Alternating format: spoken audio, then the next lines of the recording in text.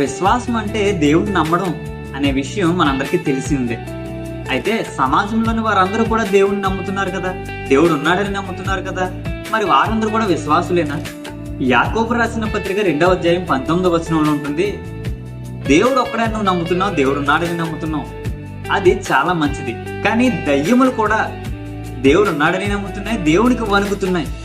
మరి అవి కూడా విశ్వాసులేనా? నేను నిన్ను అడిగే ప్రశ్న ఏంటంటే, దయ్యములకు నీతిమంతులకు మధ్య ఉన్న వ్యత్యాసం ఏంటి? దయ్యముల విశ్వాసానికి నీతిమంతుల యొక్క విశ్వాసానికి వ్యత్యాసం ఏంటి? అర్థమయ్యేలా చెప్పాలంటే, నీతిమంతులకు ఉన్న విశ్వాసం ఎర్ర సముద్రం వచ్చినా, ఎరుకో గోడలు వచ్చినా, నాన్న వారే ఎన్ని శోధనలు శ్రమలు పెట్టినా, నాన్న వారిని బట్టి ఎన్ని శ్రమలు వచ్చినా, సింహాల బోనులో వేసినా, అగ్నిగుండంలో వేసినా, ఇంకా ఎలాంటి శ్రమలే వచ్చినా కూడా వాటిని ఎదిరించగలరు, జయించగలరు.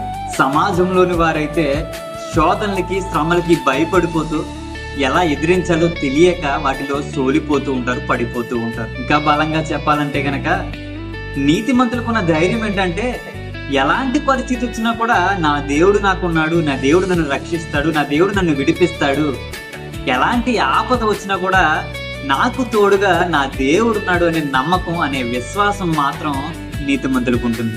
విశ్వాసం అంటే కేవలం దేవుడు ఉన్నాడని నమ్మడం కాదు, కానీ దేవుని నమ్మడం, దేవుని సమర్థతను నమ్మడం, దేవుని సామర్థ్యాన్ని నమ్మడం, దేవుడు చేయగలడు అని నమ్మడం విశ్వాసం.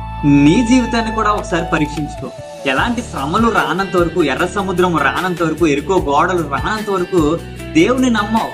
కానీ ఇశ్రాయేలీయులు ఏ విధంగా ఎర్ర సముద్రం వచ్చినప్పుడు, అరణ్యం వచ్చినప్పుడు, ఆకలి దప్పికలు వారికి వచ్చినప్పుడు దేవుడు చేయగలడు అనే మనసును విడిచిపెట్టి, విశ్వాసాన్ని విడిచిపెట్టి దేవుని నుండి తొలగిపోయారు, దేవుని దూషించే వారిగా వారు ఉన్నారు. ప్రియ సహోదరి సహోదరులారా, మిమ్మల్ని కూడా అదే ప్రశ్న అడుగుతున్నాను. నీ జీవితంలో శ్రమలు వచ్చినప్పుడు, శోధనలు వచ్చినప్పుడు, ఎర్ర సముద్రం వచ్చినప్పుడు దేవుని యందు విశ్వాసం ఉంచగలుగుతున్నావా? నీ ప్రతి పరిస్థితి నుండి కూడా దేవుడు విడిపించగలడు అని దేవుని నమ్ముతున్నావా? లేక పేతురులాగా నువ్వు కూడా పడిపోయే స్థితిలో ఉంటున్నావా? ఆవగించంత విశ్వాసం ఉన్నా చాలని దేవుడు మాట్లాడుతున్నాడు కదా. నీ విశ్వాసం ఎంత లోతుగా ఉంది?